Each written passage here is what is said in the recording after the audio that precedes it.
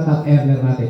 Sir, coach, offline, ano po yung sekreto mo para bakit hindi successful sa negosyo na to? Ang buong bibigyan lang ganito eh. Mag-training ka. Mag-training ka. Training. Tama ba? So minsan, kaya tayo nagkakamali ng mga decision kasi hindi niya masakit eh. Kung ano ba talaga ang ginawa niya. Tama ba? Ito yung isang konsepto. Maghanap ka ng mga tao hindi umasenso at pag-aralan mo yung ginawa niya, bakit hindi siya umasenso at iiwasan mo gawin. Kasi mas maraming hindi umasenso di ba? So mas maraming idea na makukuha ka para maging successful ka sa 150. Nakali mo, ito good news. Pinag-aralan ko na yung mga hindi naging successful at ituturo ko sa inyo ngayon. Nakali mo? Para iiwasan mo na gawin. Nakali mo? So, ibig sabihin yun yung magiging strategy natin. Lahat ng ginawa niya, hindi na natin gagawin. Okay lang po ba yan? Yes! Okay, ganito. Unang-unang ginawa nila kaya hindi sila naging successful kasi yung mga hindi successful sa ganitong klase ng negosyo, inadequate knowledge in one of the business. So, ibig sabihin, hindi nila inaral yung negosyo pinasok nila. Nakakaya niyo? So, ibig sabihin, hindi nila inaral. Hindi nila inaral yung leadership, hindi nila inaral yung management. Kasi tandaan nyo, ganito ha. O, bigyan ko kayo ng idea. Ito, sagutin lang natin to ha. Di ba kayo to? Di ba? O, left and right lang naman yan, tama? O, ito yung leader mo. Ito yung leader 1 mo, leader 2 mo, di ba? O, ang tanong, bakit ka mayroong 1,500? Ay, bakit ko? Sure ba yun? Oy, huwag kayo maingay. Gold ang binili. Tama. Gold ang binili. Gold. Sige, kayo lang.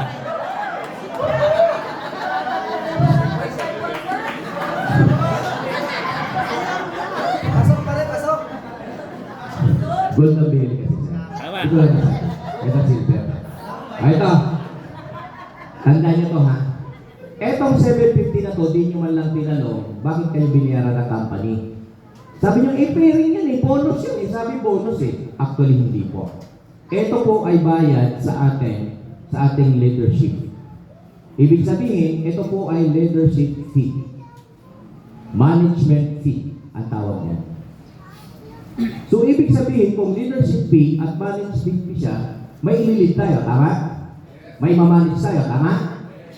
So, binibigyan ka ng pairing para sa leadership at management fee mo. Kasi tandaan nyo to, in-invite mo, sumali. Huwag mong ilid, huwag mong turuan, huwag mong tulungan. Tanong, makakapag-invite, makakapagpasali? Hindi. So, ibig sabihin, kaya niya magagawa yung part niya kasi may taong tumulong sa kanya. Nakalimutan mo po ito? So, ibig sabihin pala, kung magagawa mo yung part mo, maililit mo to, maimamanage mo to, matuturuan mo yan, magtutuloy-tuloy yung bayan sa'yo na leadership at management team. Ang feeling mo kasi, bonus. So kahit wala kang gawin, akala mo, bonus. Nakanya ba? O kaya nawawala. O nasa na sila? Wala na. Di ba?